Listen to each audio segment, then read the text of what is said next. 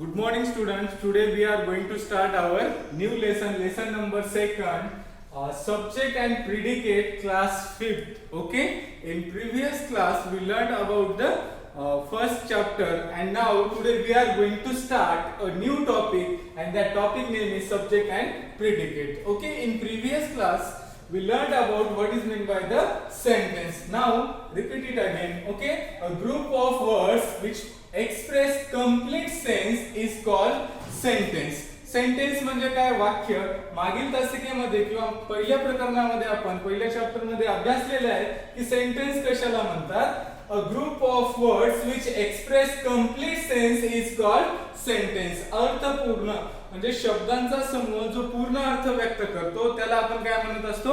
वाक्य असं म्हणतो, सेंटेन्स असं म्हणतो. For example, Rajesh is working hard. Rajesh is working hard. It is one sentence. बघा, हा ग्रुप ऑफ वर्ड्स आहे, शब्दांचा समूह आहे that express complete sense. सेन्सचा समानार्थी शब्द मी मागील तासिकेत सांगितला होता, that is meaning. meaning म्हणजे काय? अर्थ. सेन्स म्हणजे काय? अर्थ. ज्याच्यातून कंप्लीट सेन्स व्यक्त होतो, पूर्ण अर्थ व्यक्त होतो, त्याला आपण काय म्हणतो? सेंटेन्स असं म्हणतो की जो काय आहे? अर्थपूर्ण शब्द समूह. राजेश इज वर्किंग हार्ड हा काय? एक शब्दांचा समूह आहे. Rajesh is working hard and it gives a complete meaning. तो पूर्ण अर्थ देतो, so that it is a sentence. Okay. Now look here. Every sentence comprises two parts. Okay. Every sentence comprises two parts. आता नवीन शब्द आला असेल तुम्हाला, कंप्राइजेस म्हणजे काय असा शब्द पडला असेल. कंप्राइजेस म्हणजे इन्क्लूड. इन्क्लूड म्हणजे काय? समाविष्ट होणे. कंटेन आपण कंटेन्स म्हणतो की नाही, त्याच्यातलं कंटेन्स म्हणजे समावेशित असलेला, त्यालाच शब्द आलेला आहे आपला कंप्राइसेस. लक्षात असू द्या, कंप्राइसेसलाच आपण काय म्हणतो? इन्क्लुडेड. इन्क्लुडेड म्हणजे समाविष्ट असलेला. Okay. Every sentence comprises two parts. प्रत्येक वाक्यामध्ये दोन पार्ट्स असतात, दोन घटक असतात. बघा, the one is subject and another one is predicate. तर त्यातील पहिला कुठला असतो? one is subject. पहिला असतो subject जो कर्ता असतो, and another one is predicate जे की विधेय असतं. the another one is that means second one. Okay. Second one म्हणण्यापेक्षा त्यांनी काय केलंय? another one असं म्हटलेलं आहे. दुसरा कुठला असतो? predicate. एका वाक्याचे दोन मुख्य भाग असतात, दोन घटक असतात, त्याच्यामध्ये समावेशित असतात. पहिला आहे आपला सब्जेक्ट आणि दुसरा आहे आपला predicate. Okay. Let's look here. What is mean by the subject? Subject म्हणजे काय हे आपण सुरुवातीला पाहूया. Okay. Look here. Subject. Subject dash what or whom the sentence is. Sentence काय आहे किंवा कोणाबद्दल आहे ते सांगणार जे आहे त्याला आपण काय म्हणतो?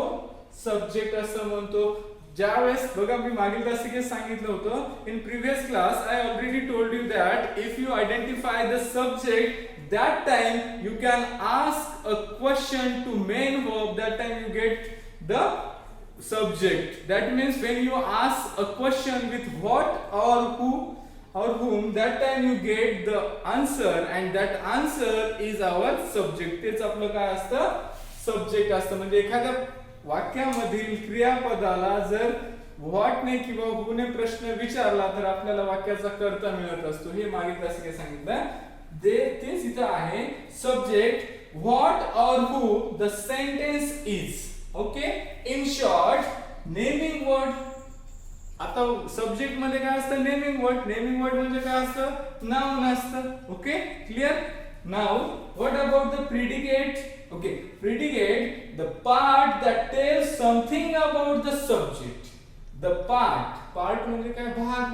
वाक्याचा जो भाग आहे, जे वर्ड्स आहेत, जे शब्द आहेत, remaining part of the sentence. The part that tells something about the subject. ते काय सांगतात? कशाविषयी सांगतात? सब्जेक्ट विषयी. tells, says. ओके. said अशा पद्धतीने the part that tells something about the subject is called predicate आणि त्यालाच आपण काय म्हणतो predicate असं म्हणतो की कर्त्याविषयी दिलेली जी माहिती आहे त्यालाच आपण काय म्हणतो प्रिडिकेट असं म्हणतो. प्रिडिकेट म्हणजे मराठीमध्ये काय म्हणतात विधेय. विधेय म्हणजे काय की कर्त्याबद्दलची आलेली माहिती. फॉर एक्झाम्पल ओके आपलं फर्स्ट एक्झाम्पल आपण पाहूया. Rajesh is working hard. या एक्झाम्पल मध्ये आपला राजेश काय आहे subject naming word and is working hard. Is working hard हे काय आपला प्रिडिकेट आहे. काय आहे प्रिडिकेट. प्रिडिकेट म्हणजे विधेय म्हणजे या कर्त्याबद्दलची आलेली माहिती त्याला आपण काय म्हणतो predicate. Now let's move the next point. Okay following sentences divided into subject and predicate. Okay, here are some sentences given.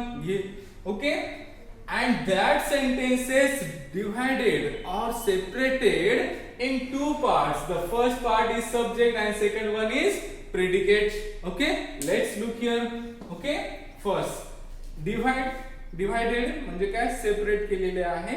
Separate it is a similar words of that divided. Okay divided म्हणजे विभागणी करणे. दोन भागामध्ये विभाग केलेले आहेत आणि पहिला आहे आपला सब्जेक्ट आणि दुसरा आहे आपला predicate. Okay now look here the first sentence is Mahi sat down to eat her lunch. Okay, and that sentence we divided into two parts, and the first part that is the subject and that is Mahi. Mahi काय आहे आपलं subject आहे and from that sentence the remaining part is a predicate आणि राहिलेला जो भाग आहे sat down to eat her lunch that is the predicate. तो काय आहे प्रिडिकेट आहे. या कर्त्याविषयी जी दिलेली एक्स्ट्रा इन्फॉर्मेशन किंवा जी इन्फॉर्मेशन आहे किंवा त्याबद्दल जी माहिती सांगितलेली tells something about the subject. Tells something about the subject. या कर्त्याविषयी जी माहिती सांगितलेली आहे ती आपण कशामध्ये इन्क्लूड करतो प्रिडिकेट मध्ये. Okay I hope you easily understand this one. Now the second example is here. Cows are grazing in the field. Cows are grazing in the field. Cows म्हणजे गाय, grazing म्हणजे चरणे. Okay are grazing in the field. Cows are grazing in the field. Cows काय आपला subject, are grazing in the field predicate. Now the third example is here. Akshay and his friends are cycling. Bicycling, do you know? I think everyone likes cycling. Okay Akshay and his friend. बघा या ठिकाणी थोडासा बदल की या ठिकाणी आपण जे वरचे होते आपले सब्जेक्ट कसे होते सिंग्युलर एक एक होते. पण थर्ड एक्झाम्पल मध्ये दोन सब्जेक्ट आलेले आहेत. किती सब्जेक्ट आलेले two subjects. Okay Akshay and his friends. Akshay and his friends there are two subjects in one sentence. एका वाक्यामध्ये दोन कर्ते आलेले आहेत. मग आपण एका सब्जेक्ट असेल एक असो दोन असो किंवा तीन असो सब्जेक्ट असेल तर आपण काय करणार सब्जेक्ट मध्येच लिखणार. Remember this Akshay and his friends this is a subject. दोन कर्ते आहेत. Akshay and his friends are cycling आणि आर सायकलिंग काय आपला प्रिडिकेट आहे. Now the fourth example is here. I am working on the computer. Okay I am working on the computer. बघा याच्यामध्ये काय आहे की आय हा सब्जेक्ट आहे and working on the computer हे काय आपलं predicate. And the last example horses. Horses ग्लॅप. ग्लॅप म्हणजे काय उडी मारणे. आपण म्हणतो म्हणजे चौफेर काय असतात घोडे काय करतात असे उड्या मारतात त्या पद्धतीचं. ओके ज्याचे खुरा असे उसळतात अशा पद्धतीचे उड्या मारणे. Okay jump. Jump remember this the similar words of that dialogue. Okay now I hope you can easily understand what is meant by the sentence, sentence definition, sentence ची व्याख्या plus the two parts of the sentence. Two parts, remember this. The first one is subject and second one is predicate. And what is meant by the subject? Naming word or what or whom. The sentence is काय आहे ते सांगतात ते subject. Next predicate ची definition आपण पाहिली. The part that tells something about the subject is called predicate. And how to divide any sentence into subject and predicate. एखादं दिलेलं वाक्य subject आणि predicate मध्ये कसं डिवाइड करायचं हे सुद्धा आपण या ठिकाणी पाहिलेलं आहे. Okay, I hope you can easily understand all things related with this topic. The remaining part of this lesson we will see in next video. Thank you.